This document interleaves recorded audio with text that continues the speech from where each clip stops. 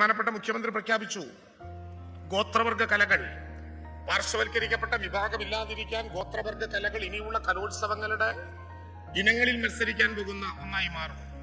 ഞാൻ പെട്ടെന്ന് ആലോചിച്ചു, കേരളത്തിന്റെ ചരിത്രത്തിൽ ആദ്യത്തെ കർഷക തൊഴിലാളിയുടെ പണിമുടക്ക് നടന്നത് അവന്റെ സേവന വേതന വ്യവസ്ഥകൾക്ക് വേണ്ടിയായിരുന്നില്ല.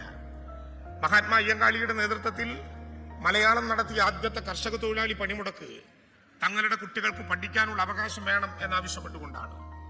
ബഹുമാനപ്പെട്ട മുഖ്യമന്ത്രി, ബഹുമാനപ്പെട്ട വിദ്യാഭ്യാസ മന്ത്രി പ്രതിനിധീകരിക്കുന്ന തിരുവനന്തപുരം ജില്ലയിലെ ഊരുട്ടമ്പലത്ത് പള്ളിക്കൂടത്തിൽ പഠിക്കാൻ പോയ പഞ്ചമി എന്ന വിദ്യാർത്ഥിക്ക് ഒരു പകൽ നേരം അക്ഷരം പറഞ്ഞുകൊടുത്തു എന്ന ഒറ്റ കാരണത്താൽ അന്ന് അർദ്ധരാത്രിക്ക് തിരുവനന്തപുരത്തെ ഊരുട്ടമ്പലം സ്കൂൾ അഗ്നിക്കിരയായ ചരിത്രം ഇരുണ്ട കേരളത്തിന്റെ ചരിത്രത്തിലുണ്ട്.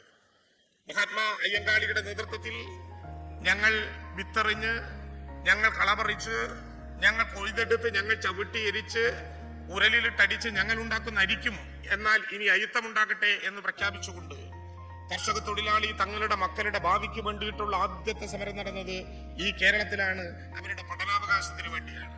1957 ഗവൺമെന്റ് ജാതി മത വർണ്ണ ഭേദങ്ങളുടെ മുമ്പിൽ അടച്ചിട്ട പള്ളിക്കൂടങ്ങളുടെ വാതായനങ്ങൾ തുറന്നിട്ട പ്രവൃത്തിയാണ് നേതൃത്വം നൽകിയതെങ്കിൽ ഊരുട്ടമ്പലത്ത് പഞ്ചമിക്ക് പഠിക്കാൻ അവകാശം കൊടുക്കാത്ത പള്ളിക്കൂടം 5 നിലകളിൽ മഹാത്മാ അയ്യങ്കാളി പഞ്ചമി സ്മാരക വിദ്യാലയമായി മാറിയ അപൂർവമായ കാഴ്ചയ്ക്ക് നാം സാക്ഷ്യം വഹിച്ചത് ഈ ഗവൺമെന്റിന്റെ നവകേരളം എന്ന ചിന്തയിലൂടെയാണ് എന്ന് നമുക്ക് തിരിച്ചറിയാൻ കഴിയുന്ന ആത്മാഭിമാനത്തിന്റെ ഒരു നിമിഷമാണ് ഇവിടെ കൊല്ലത്ത് നടക്കുന്നത്.